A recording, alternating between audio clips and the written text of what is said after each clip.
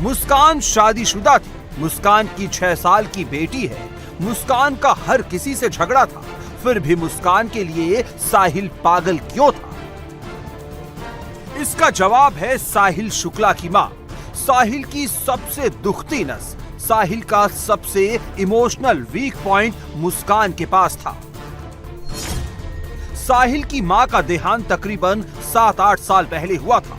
उस वक्त साहिल की उम्र करीब 16-17 साल थी। साहिल शुरुआत से ही अपनी मां से बहुत क्लोज था। जब मां की मौत ने साहिल को पूरी तरीके से तोड़ दिया था।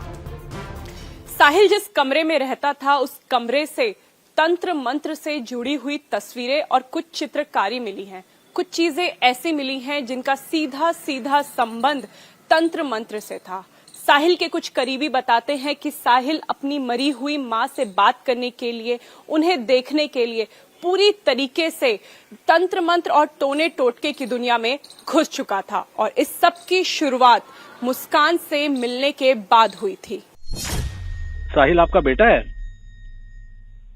हाँ बेटा ही है, बेटा ही था मेरा। आप कहाँ रहते हैं सर? मैं तो भाई मार्केटिंग का काम है मेरा, कभी दिल्ली, कभी नोएडा, कभी गाजियाबाद, कभी जयपुर।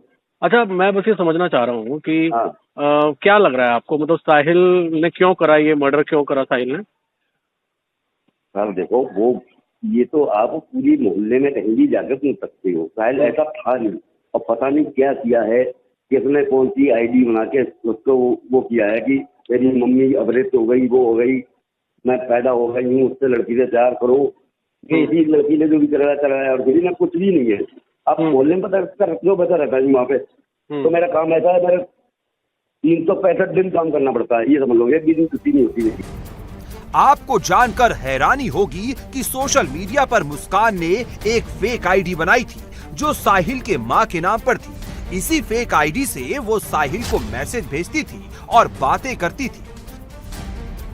कैसे अपने इस प्लान के अंदर शामिल किया, जैसा कि वो उसकी मरी हुई माँ के बारे में क्या बात किया करती थी, कैसे उसको इसने तैयार किया कि हमें मर्डर करना है, चाहे वो नवंबर की बात हो या अभी की बात हो, स्नैपचैट की आईडीज क्या क्या बात करती थी? देखिए, अभी जो हमें एविडेंस मिले स्नैपचैट के से ये लोग बात करते थे। इसने 2 फर्जी आईडी, एक खुद की आईडी और 2 फर्जी आईडी बनाई हुई थी अपने माँ और भाई के नाम से, और इससे लगातार इसको कन्विंस करने का प्रयास करती रहती थी कि इसका मरना जरूरी है, इसका वध होना जरूरी है। और जैसा मैंने बताया, वो काफ़ी सुपरस्टिशियस था, तो उसकी माँ बनके ये ऐसे दिखाती थी इसमें अवतरित होकर आई हैं। तो उन सभी चीज़ों को ये इसने यूज़ किया है, और कहीं ना कहीं वो भी कन्विंस था कि जो चीज़ हो रहा है सही के लिए हो रहा है, और इसका इसने पूरा साथ दिया है। जैसे पूरी प्लानिंग में दोनों लोग साथ में थे, और शुरू से लेकर अंत तक इन्होंने काफ़ी चीज़ों को गुमराह करने की भी कोशिश की। जैसे आपने बताया कि फ़ोन लेके गई थी ये मुस्कान, और फ़ोन से भी इन्होंने गुमराह करने का प्रयास किया। साहिल ने भी काफ़ी गुमराह करने का प्रयास किया है।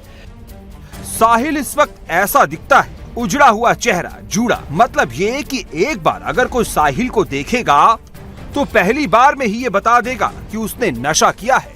लेकिन 2019 से पहले साहिल एकदम नॉर्मल लड़का था। फिर एक मुलाकात ने सब कुछ बदल दिया, साहिल की पूरी जिंदगी बदल डाली।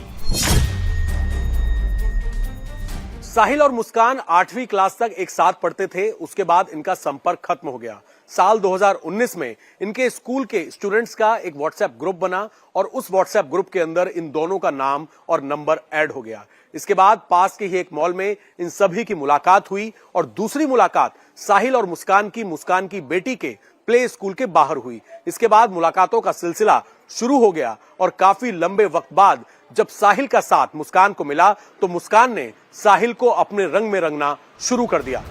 जब भी मुस्कान और साहिल नशा करते तो मुस्कान उसको दूसरी दुनिया में ले जाने का दावा करती, उसे उसकी माँ से बात करवाने का दावा करती, उसकी माँ के अवतरित होने की बात कहती। शुरुआत में नशे की दुनिया में साहिल को सुकून मिलता था, अपनी माँ के जाने का दर्द कम हो जाता था, वो अपना गम भूल जाता था।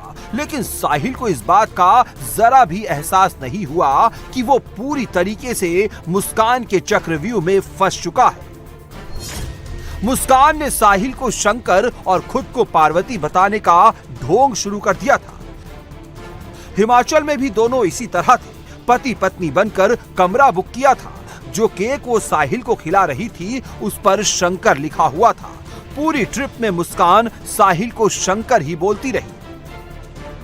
जिस वक्त मुस्कान सौरभ की गर्दन काट रही थी, उसी समय साहिल भी चाकू लेकर खड़ा था। सौरभ को काटने में साहिल भी शामिल था, लेकिन साहिल ऐसा कर सकता है, इस बात पर साहिल के पिता को बिल्कुल भी यकीन नहीं है।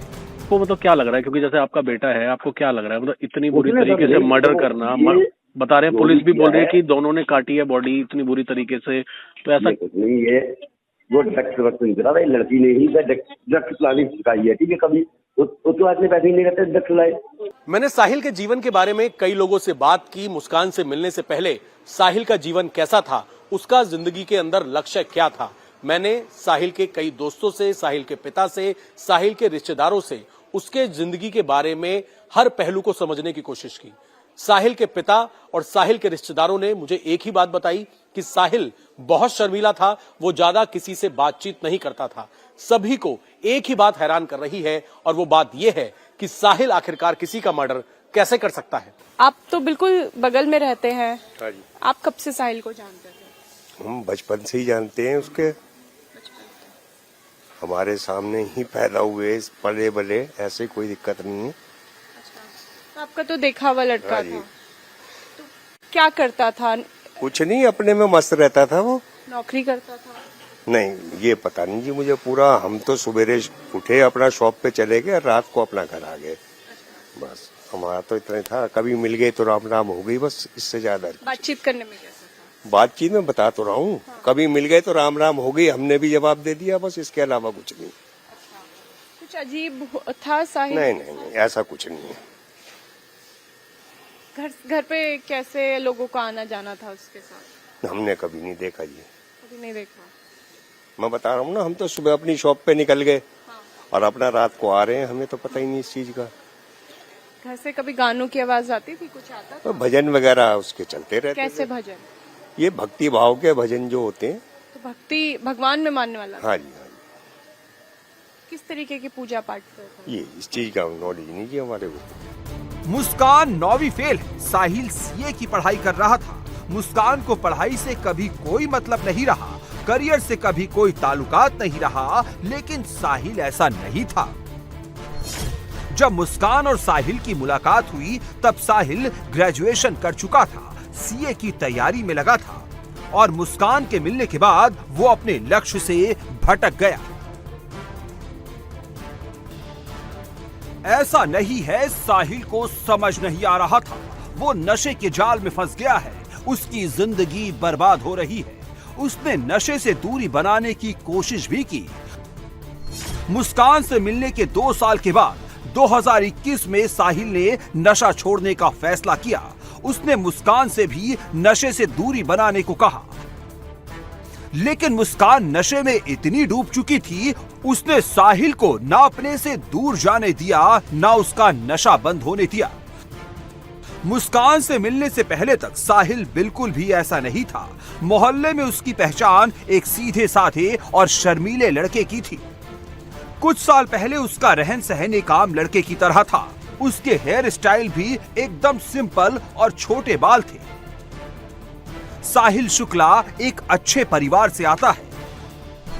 साहिल के पिता मार्केटिंग का काम करते हैं, ज्यादातर वो नोएडा में रहते हैं। साहिल का एक बड़ा भाई है जो अमेरिका में रहता है। साहिल की मां के खत्म होने के बाद उसके पिता ने दूसरी शादी कर ली थी, लेकिन साहिल अपनी मां की जगह किसी दूसरे को देख नहीं पाता था, इसलिए उसने अपने घर से ज्यादा अपनी नानी के घर को अपना मानना शुरू कर दिया था। ये साहिल के नानी का घर है और ये साहिल का कमरा है। पुलिस ने इसी कमरे से साहिल को गिरफ्तार किया था। इसी कमरे की दीवारों पर तंत्र मंत्र की चित्रकारी मिली थी। दीवार पर शंकर गणेश की तस्वीरें भी बनी थी। जादू टोने की आकृतियां और तंत्र मंत्र की चीजें मिली थी। और ये सब कुछ शुरू हुआ मुस्कान से मिलने के बाद। मुस्कान ने साहिल को इस कदर अपने जाल में फंसा लिया था कि वो अंधविश्वासी हो गया था।